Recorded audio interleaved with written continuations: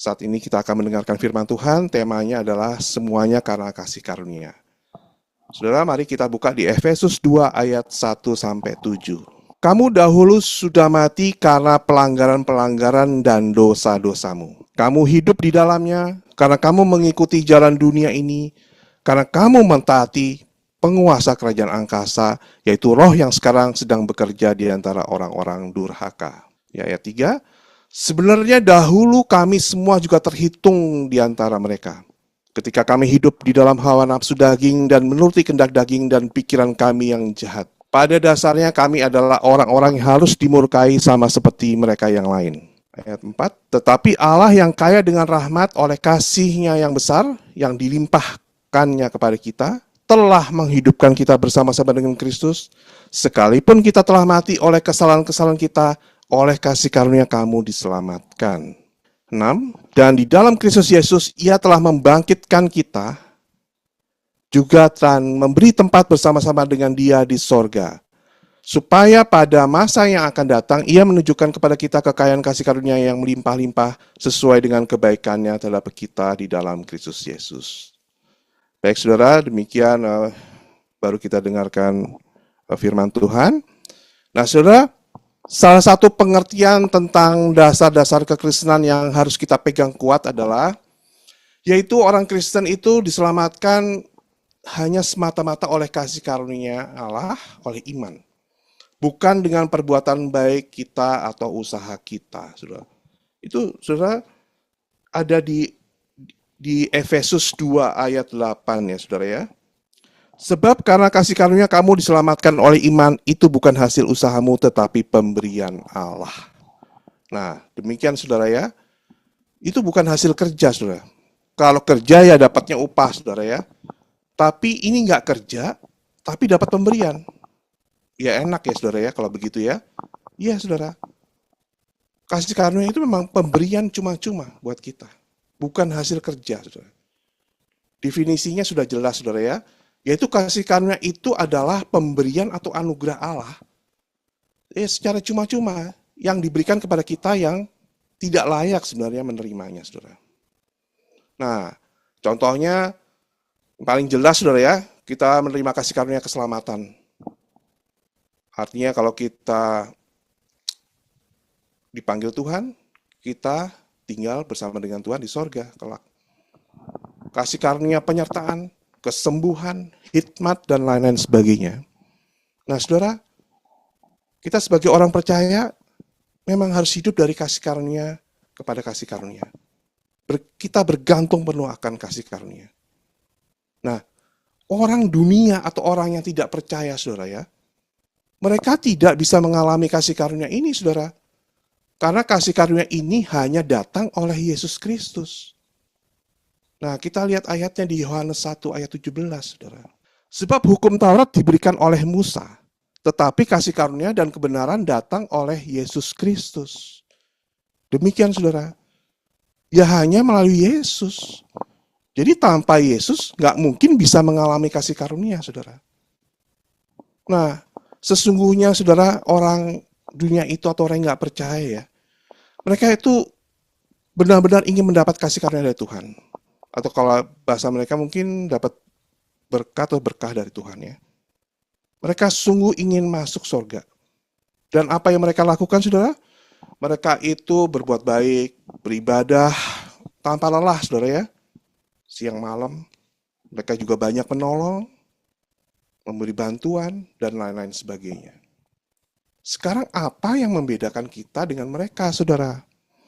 Nah, saudara, kita adalah orang yang sudah percaya kepada Tuhan Yesus. Itu telah menerima kasih karunia Allah terlebih dahulu, saudara. Baru kita akan atau dapat melakukan perbuatan-perbuatan baik yang diperintahkan Tuhan. Nah, kalau orang dunia, orang yang tidak percaya, itu dia berusaha melakukan perbuatan baik dulu, saudara, yang diperintahkan oleh Tuhan atau agamanya, supaya mereka mendapat kasih karunia atau masuk surga, saudara. Jadi kebalikan. Nah, sebagai orang Kristen, jangan sampai kita tidak mengerti tentang hal ini, saudara. Jangan sampai punya keyakinan atau motivasi, ya, kita melakukan hal yang baik. melayani, rajin ke gereja, supaya diberkati, supaya masuk sorga. Nah, itu tidak ada bedanya dengan orang dunia, saudara. Tapi ya itu, kita tuh karena punya iman, kita percaya dulu, saudara. Baru kita dapat kasih karunia, baru kita melakukan perbuatan baik, saudara. Jadi harus ada namanya memang iman, saudara. Baru bisa masuk dalam kasih karunia. Nah, itu kita bisa lihat di Roma 5 ayat 2, saudara. Oleh dia, kita juga beroleh jalan masuk oleh iman kepada kasih karunia ini. Di dalam kasih karunia ini kita berdiri dan kita bermegah dalam pengharapan akan menerima kemuliaan Allah. Jadi dikatakan, saudara ya, beroleh jalan masuk oleh iman kemana, saudara? Kepada kasih karunia. Jadi iman itu yang menyebabkan kita bisa masuk ke dalam kasih karunia. Nah, saudara, kita akan melihat kehidupan orang dunia atau kehidupan kita yang dulu nih, saudara ya, sebelum kita percaya kepada Tuhan Yesus. Supaya kita dapat mengerti bedanya dengan kita yang sekarang, menjadi orang percaya, ya, betapa bedanya, saudara. Dan kita akan mengerti, akan mau mengatakan betapa baiknya Engkau Tuhan. Luar biasanya kasih Tuhan buat hidup kita. Nah, ada 3 hal, saudara, yang menjadi ciri utama orang yang tidak percaya atau orang dunia itu, saudara. Ya, yang pertama, seperti kita dulu ini ya, sebelum percaya, kita ini dulu hidup dalam dosa dan harus mati. Itu kita buka ayatnya di Efesus 2 ayat 1, saudara. Kamu dahulu sudah mati karena pelanggaran-pelanggaran dan dosa-dosamu. Nah, saudara, kita lihat ayat pertama ini ya.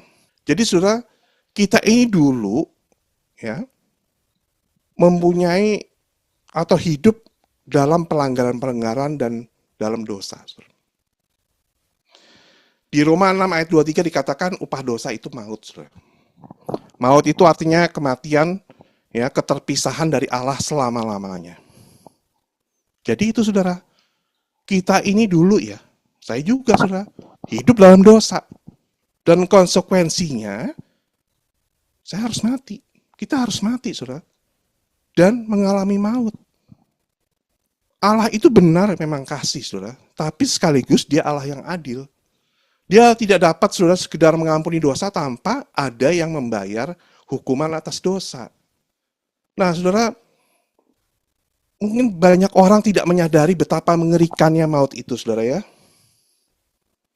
Kadang-kadang saya pernah dengar, wah ada tabrakan maut antara becak dan sepeda motor gitu loh. Ya, nggak kurang mengena gitu, saudara ya. Bayangkan ya, ini gambaran tentang maut, saudara ya. Tiba-tiba kita pindah ke suatu daerah, saudara ya, yang sama sekali asing. Daerahnya sangat kering, nggak ada tumbuh-tumbuhan hijau sama sekali. Cuaca sangat dingin. Di situ tidak ada pekerjaan, tidak ada rumah, tidak ada orang yang bisa kita ajak bicara. Tidak ada polisi, tidak ada dokter, rumah sakit nggak ada semua. Tidak ada internet, tidak ada televisi, radio. Semua penduduknya orang jahat, saudara. Nggak ada seorang pun yang mau tolong. Sangat mengerikan, saudara. Dan itu hanya secuil dari kengerian abadi, saudara. Mau berdoa juga menjerit sama Tuhan, tidak pernah ada jawaban selama-lamanya. Ngeri, saudara. Ya. Istilahnya tidak ada harapan sama sekali. Kadang-kadang kita mengalami situasi, saudara ya, kita berdoa, kita masih punya pengharapan, saudara. Tapi ini udah nggak ada sama sekali. Itu mengerikan, saudara. Itulah orang yang mengalami maut itu, saudara. Terpisah dengan Allah sampai selama-lamanya. Nah, itu yang dapat menimpa orang yang tidak percaya kepada Tuhan. Oleh sebab itu, saudara ya, saya juga akan pergi ke Indonesia, saudara. Saya mau memberitakan, saya mau kabarkan ini, saudara, ya, pada keluarga saya, bahwa percaya kepada Tuhan Yesus itu penting sekali. Karena itu akan menyelamatkan orang itu. Sehingga dia tidak mengalami namanya maut itu, saudara. Memang kita dipanggil, saudara, untuk memenangkan banyak orang, saudara, menarik jiwa-jiwa. Biar kita mengerti betapa dahsyatnya apa yang akan terjadi dalam orang itu kalau mereka tidak percaya kepada Tuhan Yesus. Itu yang pertama, saudara. Yang kedua, kita dulu mengikuti iblis, saudara. Kita baca di Efesus 2 ayat 2. Kamu hidup di dalamnya karena kamu mengikuti jalan dunia ini, karena kamu mentaati penguasa kerajaan angkasa, yaitu roh yang sekarang sedang bekerja di antara orang-orang durhaka. Nah, saudara, kita lihat ayat yang kedua ini ya. Jelas kita ini dulunya tanpa sadar, itu sebenarnya mengikuti iblis yang menjadi penguasa dunia. Ini umumnya orang nggak sadar, saudara. Tapi ada yang sadar, saudara. Mereka ngikutin iblis, ya dukun-dukun lah, yang ikut okultisme lah, saudara. Mereka tuh ngikutin iblis, sadar. Di Amerika juga ada gereja setan, saudara. Tuhannya itu Lucifer, setan. Benar-benar, saudara. Itu sadar. Tapi kebanyakan memang nggak sadar. Sebenarnya mereka mengikuti iblis yang menjadi dikatakan penguasa kerajaan angkasa. Itu, saudara. Itu penguasa dunia, saudara. Nah, rencana Tuhan itu bukan iblis yang menjadi penguasa dunia, saudara. Ya, seperti Tuhan katakan kepada Adam di Kejadian 1 ayat 26. Hendaklah ia berkuasa atas semuanya, ya, atas binatang-binatang, burung-burung, binatang melata, dan atas semua yang ada di bumi ini, saudara. Jadi manusia seharusnya menjadi penguasa. Tapi karena manusia jatuh dalam dosa, iblisnya yang mengambil alih menjadi penguasa. Dan apa yang terjadi kalau kita mengikuti jalan dunia atau mentaati penguasa kerajaan angkasa ini, saudara? Yang pasti, saudara ya.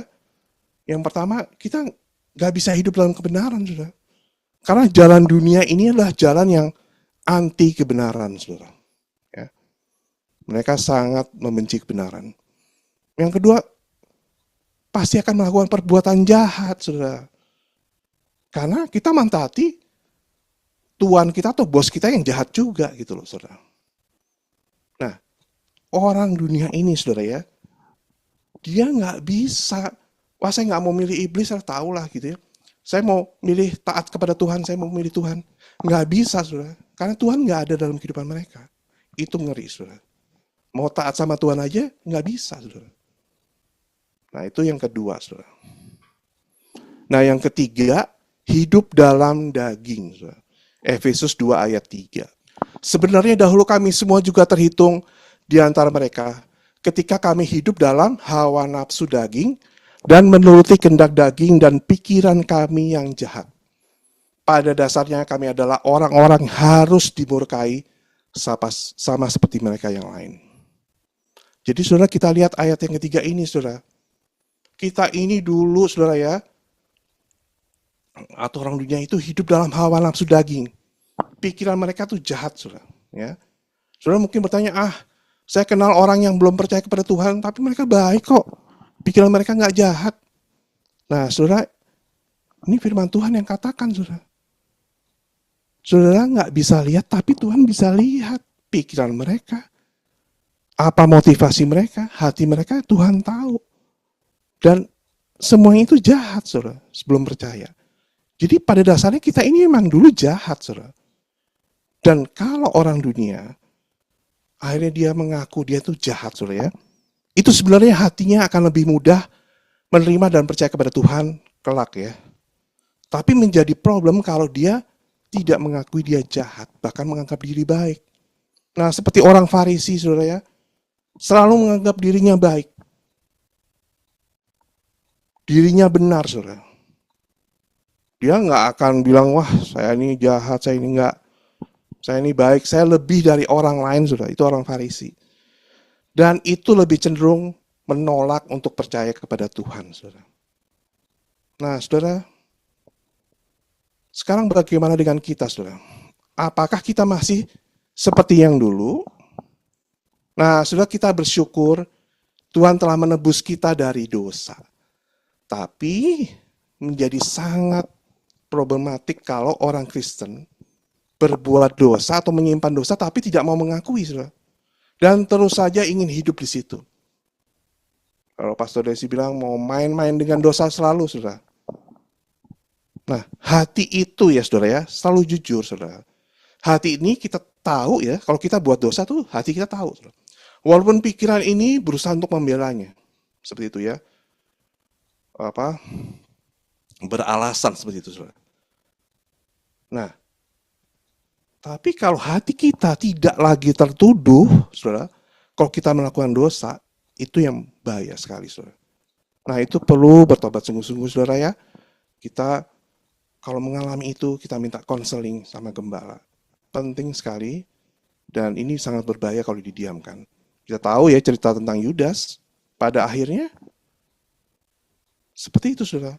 Mencuri, akhirnya, padahal saya percaya udah Tuhan Yesus sudah nasihati murid-murid yang lain.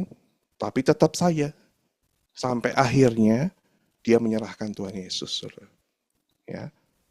Itu Yudas, saudara. Nah, itulah 3 ciri utama yang kita yang dulu ya, saya yang dulu, saudara.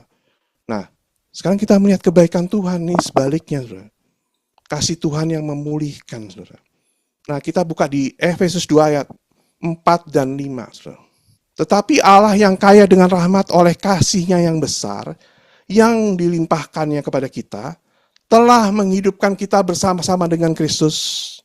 Sekalipun kita telah mati oleh kesalahan-kesalahan kita, oleh kasih karunia kamu diselamatkan. Nah, saudara, kita lihat ayat yang keempat ini dulu ya, saudara. Dikatakan Allah yang kaya dengan rahmat, kasih-Nya besar. Nah, saudara, kalau diterjemahkan bahasa Inggrisnya ya, kaya dengan mercy, artinya penuh dengan belas kasihan, compassion, saudara. Ya. Tuhan itu penuh belas kasihan, saudara. Kaya dengan belas kasihan. Itulah Allah kita, saudara. Dia bukan Allah yang senang menghukum, menghakimi, ya dikit-dikit melemparin orang ke neraka.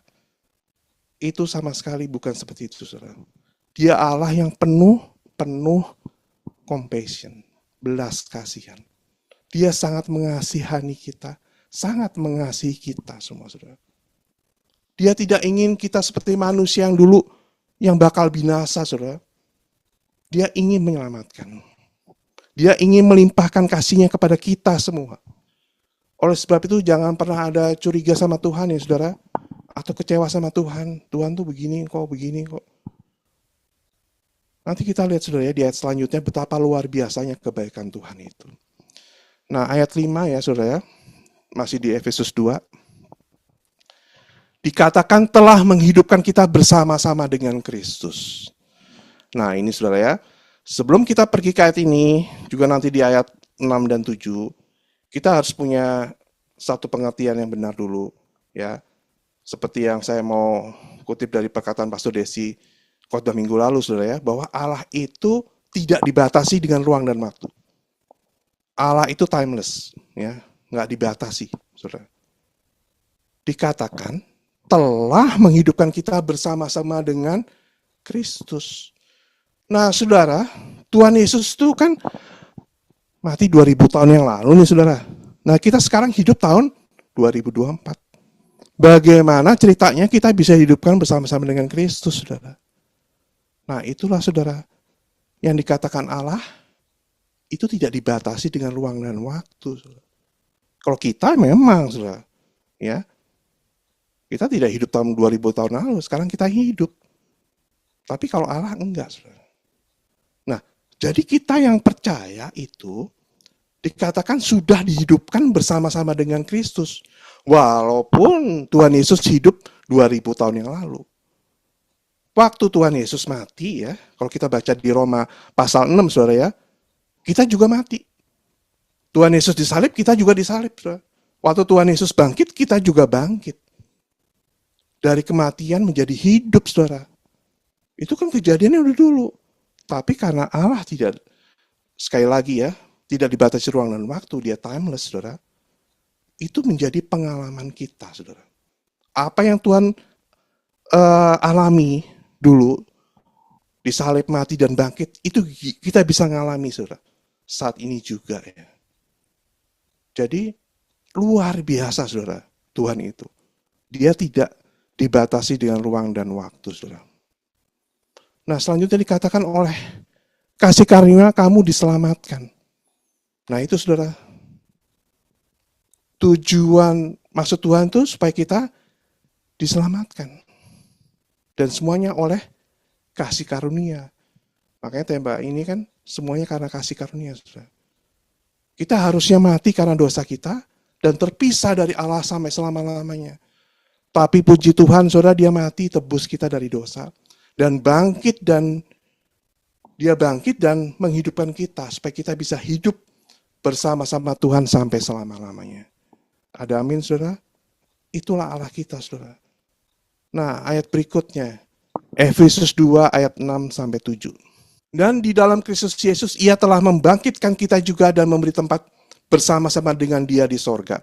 Supaya pada masa yang akan datang, ia menunjukkan kepada kita kekayaan kasih karunia yang melimpah-limpah sesuai dengan kebaikannya terhadap kita di dalam Kristus Yesus. Nah, saudara, dikatakan di ayat 6, ia telah membangkitkan. Ya, tadi kita sudah bahas, ya saudara ya, dia mati, kita mati. Dia bangkit, kita bangkit. Jadi kita hidup. Nah, selanjutnya, memberi tempat bersama-sama dengan dia di sorga, saudara. Ini apa maksudnya nih, saudara? Nah, kita sekarang kan masih di bumi nih, saudara. Tapi karena Allah kita tidak dibatasi oleh ruang dan waktu, kita bisa ada bersama-sama dengan dia di sorga. Artinya pengalaman sorga itu bisa menjadi pengalaman kita di bumi, saudara. Ingat firman Tuhan berkata, jadilah kehendakmu di bumi seperti di sorga. Saudara, sorga itu sumber dari segala sumber. Di sorga itu nggak ada namanya penyakit, kemiskinan, duka cita, kesedihan tuh nggak ada sama sekali. Dan lain-lain sebagainya, saudara. Segala hal yang buruk tuh nggak ada. Di sorga itu yang ada hanya sukacita, kedamaian, kekayaan, kemuliaan, hikmat, wah, semuanya ada, saudara. Yang baik-baik itu ya, yang luar biasa. Ingat jalan di sorga aja itu dari emas, saudara ya. Kalau saudara baca di Wahyu 21 ayat 21 tuh, itu dikatakan seperti itu, saudara. Nah, sekarang saudara ya, apa kita harus mati dulu, baru kita bisa mengalami apa yang terjadi di sorga? Kita ini saudara, mau mengalami kan yang di sorga itu, yang segala kelimpahan, segala ketersediaan, sumber kebutuhan kita. Ya kita harus mati dulu apa saudara? Itulah mengapa Tuhan memberikan kita tempat bersama-sama dengan dia di sorga, saudara. Supaya kita bisa mengalami, walaupun kita masih di bumi, saudara. Ya.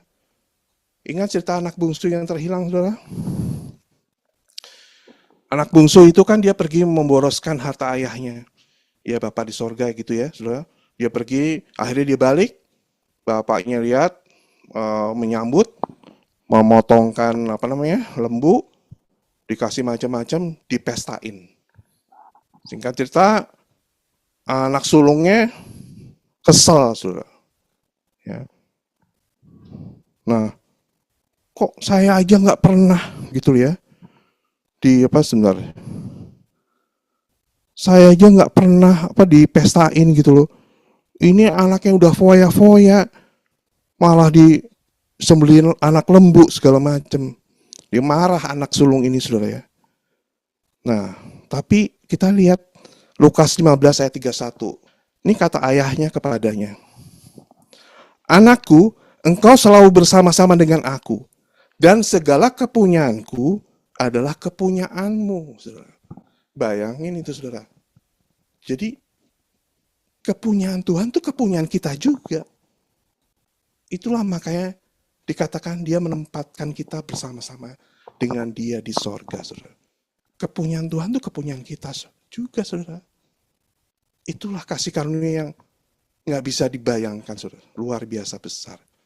Ayat 7, supaya pada masa yang akan datang, ya, ia menunjukkan kepada kita kekayaan kasih karunia yang melimpah-limpah. Nah, saudara, ini yang Tuhan mau tunjukkan kepada kita semua, saudara. Kekayaan kasih karunia yang melimpah-limpah. Tuhan kita ini bukan Tuhan yang pelit, saudara. Yang diirit-irit. Enggak, saudara. Dia tidak hanya selamatkan kita, saudara, dari kebinasaan, tapi dia mau limpahkan kasih karunia secara berlimpah-limpah. Itulah Tuhan kita, saudara. Ya. Nah, mungkin saudara saat ini ada kebutuhan, ada situasi, tantangan yang hebat, ada pergumulan yang tidak kunjung selesai, saudara. Atau saudara sakit tidak sembuh-sembuh, ingat Tuhan mau mati. Ya, buat kita semua, sorga aja dia berikan. Sorga, saudara. Kasih karunia dia mau kasih kepada kita berlimpah-limpah. Semuanya ada di sorga. Nah sekarang pertanyaannya, bagaimana kita bisa mengalami janji-janji Tuhan atau kasih karunia itu, saudara? Tadi kita sudah singgung sedikit, saudara. Harus selamanya punya iman, saudara. Artinya harus ada hubungan dengan Tuhan. Harus punya koneksi dengan Tuhan, saudara. Percaya kepada dia, saudara ya. Cari Tuhan terus. Bersekutu dengan Roh Kudus. Renungkan firman-Nya. Lakukan. Maka semua janji Tuhan di Efesus 2 ini akan menjadi kenyataan. Demikian, saudara. Ya, kita mau mengalami kasih karunia, bahkan yang sampai berlimpah-limpah. Tapi itu, saudara, kita harus punya hubungan, punya koneksi dengan Tuhan. Bukan cuma seminggu sekali, saudara, setiap hari. Memang harus cari Tuhan. Apa-apa, bilang sama Tuhan. Apa-apa, ngomong sama Tuhan. Itulah bergaul dengan Tuhan, saudara. Kita akan lihat, saudara ya. Bahkan kalau kita tadi ngerti bahwa Tuhan itu tidak dibatasi ruang dan waktu. Apa yang dia sediakan di alam kekekalan, itu tidak akan pernah berakhir. Itu disediakan buat kita, saudara. Kalau kita percaya, kita bisa mengambil itu semua, saudara. Demikian, saudara. Firman Tuhan tidak saya panjangkan. Jadi kita ingat dulu, saudara ya, adalah orang-orang yang berdosa. Senang hidup dalam hawa nafsu, kedagingan, dan pikiran kita yang jahat. Kematianlah yang harus kita terima, saudara. Ya, dan ingat juga bahwa kita ini dulu taat pada iblis dan mengikuti jalan-jalan yang membinasakan. Tapi puji Tuhan, sekali lagi saudara ya, puji Tuhan kekal selamanya. Dia selamatkan kita, dia tebus kita, dia hidupkan kita, dia kasih tempat juga bersama-sama dengan dia di sorga supaya kita bisa menikmati saudara apa yang dia berikan. Juga janjinya untuk melimpah, ya, memberikan kepada kita kasih karunia yang melimpah-limpah, saudara. Nggak ada Tuhan seperti Allah kita, saudara. Dan segala kemuliaan dan hormat memang hanya bagi Dia sampai selama-lamanya. Amin.